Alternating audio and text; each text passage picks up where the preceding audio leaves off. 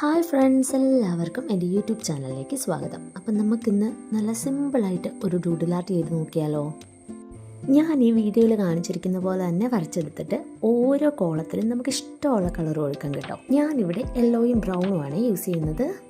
നിങ്ങൾക്കൊരു കാര്യം അറിയാമോ, ഞങ്ങൾ പണ്ട് സ്കൂളിൽ പഠിച്ചുകൊണ്ടിരുന്ന സമയത്ത് ഞാനും കൂട്ടുകാരിമാരൊക്കെ ഈ കളറിന് പറഞ്ഞുകൊണ്ടിരുന്നത് കാപ്പിപ്പൊടി കളർ എന്നാണ് കേട്ടോ. കാപ്പിപ്പൊടിയുടെ നിറമായതുകൊണ്ടാണ് അങ്ങനെ പറയുന്നത്. നിങ്ങളും നിങ്ങളുടെ ചെറുപ്പത്തിൽ ഇങ്ങനെ പറഞ്ഞിട്ടുണ്ടോ എന്നൊന്ന് കമൻറ്റ് ചെയ്യണം കേട്ടോ. എന്തായാലും നമ്മളിതായി ഓരോ കോളത്തിലും നന്നായിട്ട് പൂക്കൾ വരച്ച് കൊടുക്കുകയാണ് കേട്ടോ. ആ ഒരു കോളത്തിൻ്റെ ഷേപ്പിന് പെറ്റൽസിൻ്റെ നീളം കൂടുകയോ കുറയ്ക്കുകയോ ഒക്കെ ചെയ്യാൻ കേട്ടോ. ഇതാ ഈ വീഡിയോയിൽ കാണുന്നത് പോലെ തന്നെ. മാത്രമല്ല ഓരോ കോളത്തിനും ചേരുന്ന തരത്തിലുള്ള ഡിഫറൻസ് കളേഴ്സ് വെച്ചിട്ട് വേണം പെറ്റൽസിന് നിറം കൊടുക്കാൻ കേട്ടോ. അപ്പോഴാണ് നമ്മുടെ ഡൂഡിലൊന്ന് അട്രാക്റ്റീവ് ആവത്തുള്ളേ. അങ്ങനെ പെറ്റൽസും വരച്ചതിന് ശേഷം നമ്മൾ ബ്ലാക്ക് കളർ വെച്ചിട്ട് ഇതിൻ്റെ ഇടവശമെല്ലാം ഒന്ന് ഫിൽ ചെയ്തെടുക്കുകയാണ്. ആ പെറ്റൽസിൻ്റെ പുറമേയുള്ള ഭാഗങ്ങളെല്ലാം നമ്മൾ ഫില്ല് ചെയ്തെടുക്കുമ്പോൾ നല്ല അടിപൊളിയായിരിക്കും നമ്മുടെ ഡൂഡിൽ ആർട്ട് കാണാൻ.